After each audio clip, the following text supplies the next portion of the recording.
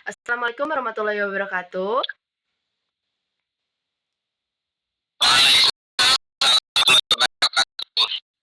Kali ini kita lakukan pertemuan berapa? Ada yang tahu?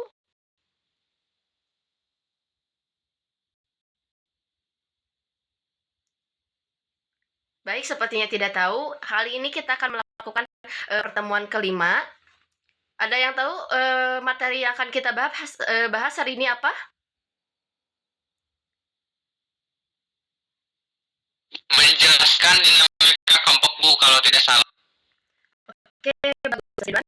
Kali ini sebelum kita masuk materi, kita berdoa menurut kepercayaan masing-masing. Baca doa dimulai. Baik, selesai.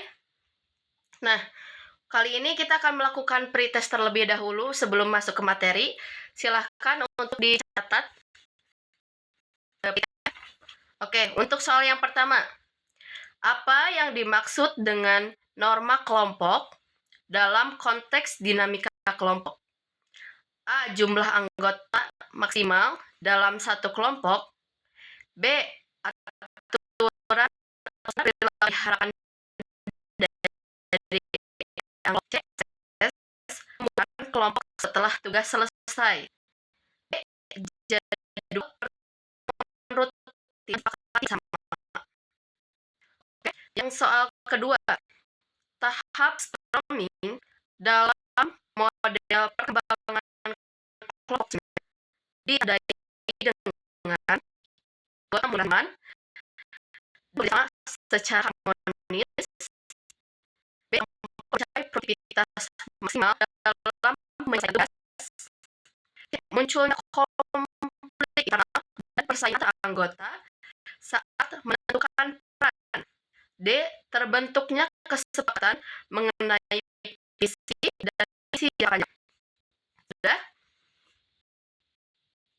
Untuk soal yang ketiga, jika sebuah kelompok mengalami penurunan motivasi karena adanya anggota yang mengandalkan kerja keras orang lain atau social loafing, tindakan apa yang paling efektif diterapkan berdasarkan prinsip dinamika kelompok? A. Menekan jumlah anggota kelompok agar beban kerja lebih ringan. B. Memberikan tugas yang sama kepada seluruh anggota tanpa pembagian. C. Menetapkan sistem akuntabilitas individu dan penilaian kerja yang transparan. D. Menghapus tenggat waktu agar anggota tidak merasa tertekan. Baik, sebegitu saya akan kasih waktu selama 5 menit. Silahkan dikerjakan, setelah itu dijawab ya. Dimulai dari sekarang. Oke, baik. Silahkan untuk soal yang pertama akan dijawab oleh siapa? Oleh saya Bu. Silahkan. Dijawab. Pertanyaan dari Ibu untuk soal nomor pertama, apa yang dimaksud dengan norma kelompok dan konteks dinamika kelompok? Jawabannya B. Aturan atau standar perilaku yang diharapkan dari anggota kelompok tersebut. Oke. Ada dari mana? Oke.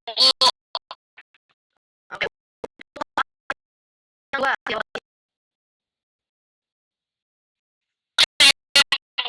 oke, silakan jawab pertanyaannya.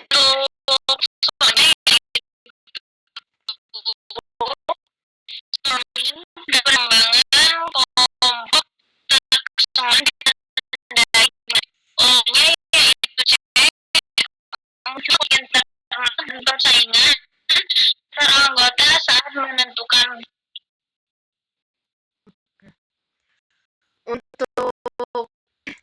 Untuk jawaban Mbak Sinta, apakah Mas Ridwan ada tambahan? Cukup Ibu, cukup. Terima kasih. Oke, baik. Untuk soal yang ketiga, silahkan.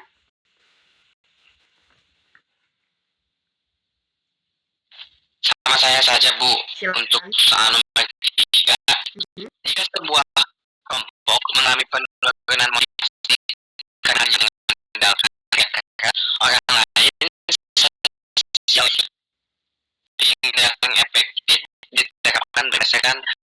prinsip dinamika kelompok? Jawabannya itu C.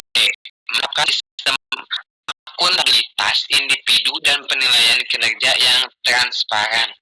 Baik, Mbak Sinta, ada tambahan untuk jawaban Mas Ridwan? Sudah cukup, Bu.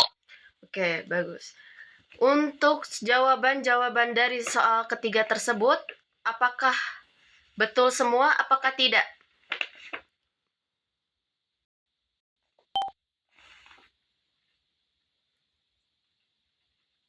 Saya betul 3, Bu, betul semua.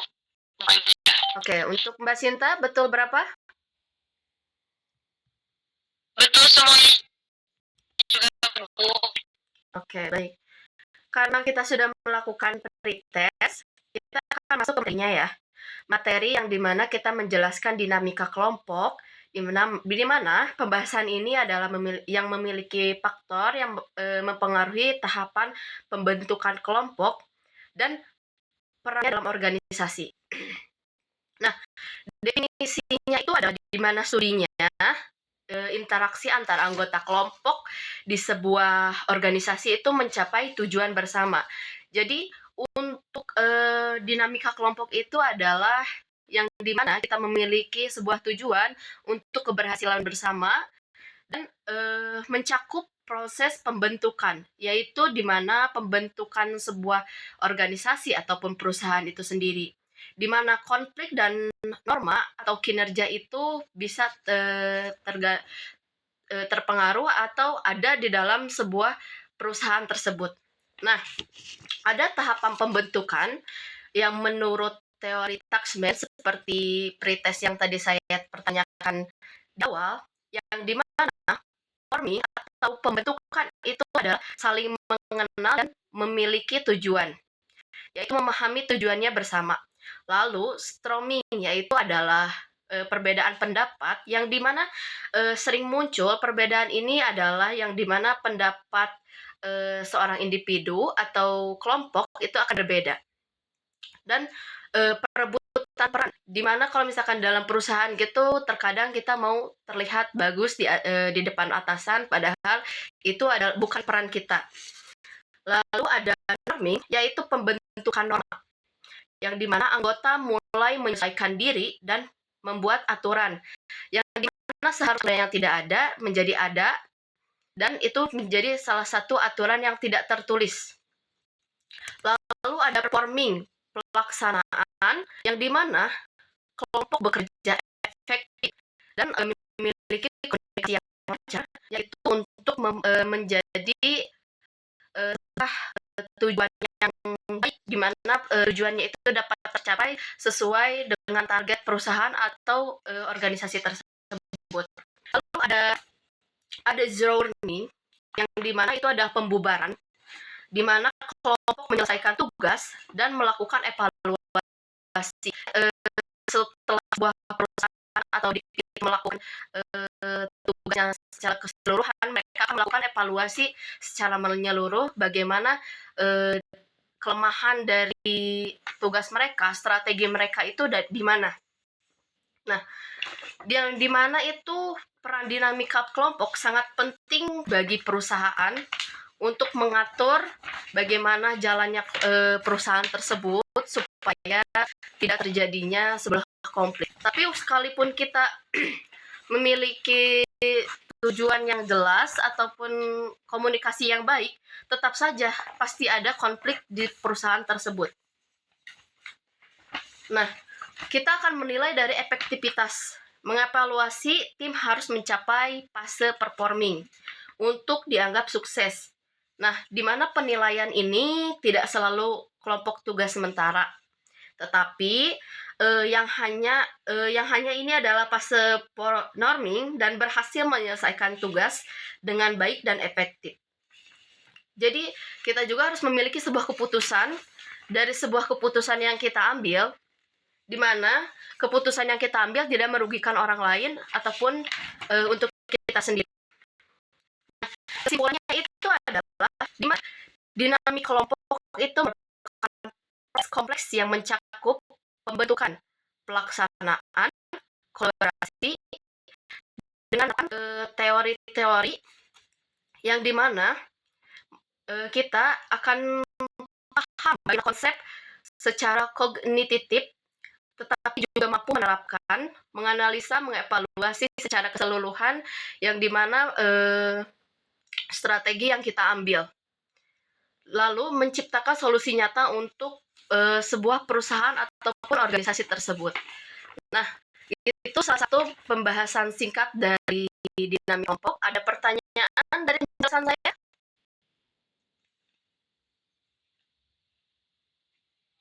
Cukup, Bu. Menurut saya cukup jelas, Bu. Oke, baik. Bagaimana Mbak Sinta? Ada pertanyaan? Sudah cukup. Oke. Untuk sebelum penutupan, mari kita melakukan post test terlebih dahulu ya. Untuk post testnya silahkan kalian tulis soalnya. Oke, soal yang pertama. Mana dari faktor berikut secara langsung berkelompok pada tingginya kohektivitas kelompok namun beresiko menimbulkan fenomena groupthink? A. Adanya keragaman latar belakang atau budaya yang sangat kontras. B. Keinginan yang kuat untuk menjaga memori sehingga kritik diabaikan. C. Komunikasi terbuka dan sering terjadi di perdebatan ide. D. Kepemimpinan yang bersifat demokratis dan memberikan otonomi luas. Baik, untuk soal yang kedua, sebuah tim kerja selalu gagal mencapai target meskipun anggota memiliki keahlian teknis yang tinggi. Setelah dievaluasi, ditemukan bahwa komunikasi antar anggota itu sangat buruk dan tidak ada kepercayaan. Berdasarkan teori dinamika kelompok, apa kesimpulan yang tepat? A. Keahlian individu jauh lebih penting daripada proses kelompok.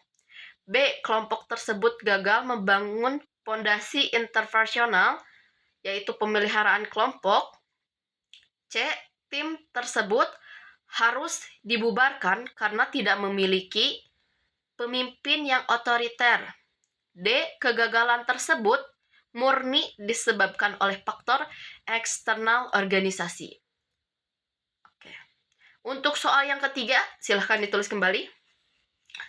Rancanglah strategi untuk mengubah kelompok yang bersifat pasif destruktif menjadi aktif konstruktif.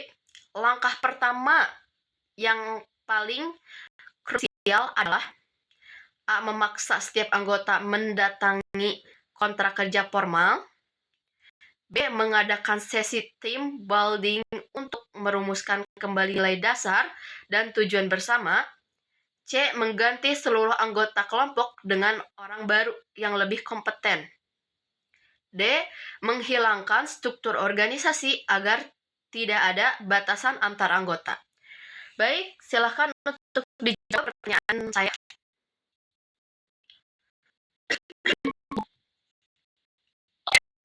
Berapa soal saya, Bu? Baik, silakan. Untuk soalnya yaitu, manakah dari faktor berikut yang berkontribusi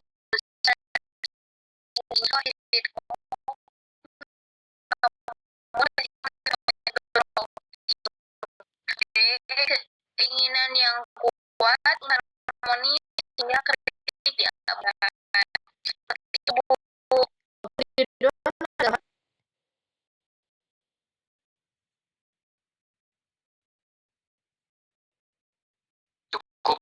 Cukup.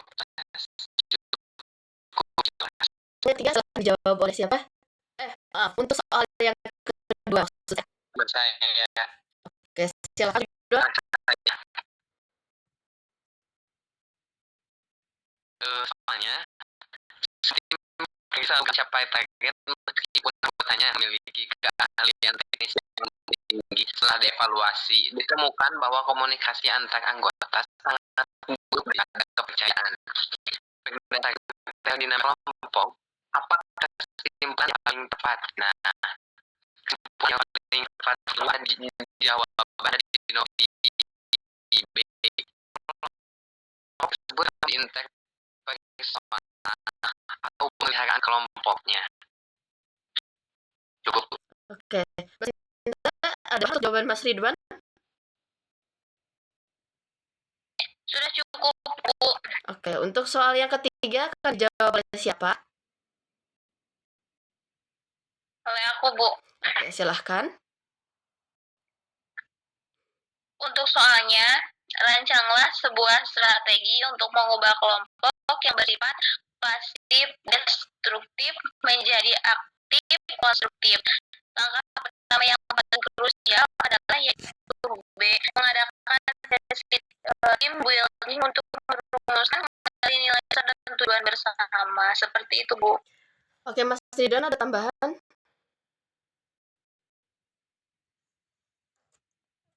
Tidak, Ibu, tidak. Untuk ketiga soal tadi, jawaban kalian apa sudah benar semua? Benar semua, Bu. Oke, Mas Ridwan, berapa betulnya? Ya, saya Bu. Oke, bagus. Untuk materi ini kita akhiri sekarang. Terima kasih telah meluangkan waktu kalian. Saya akhiri. Wassalamualaikum warahmatullahi wabarakatuh. Waalaikumsalam warahmatullahi wabarakatuh. Wabarakatuh.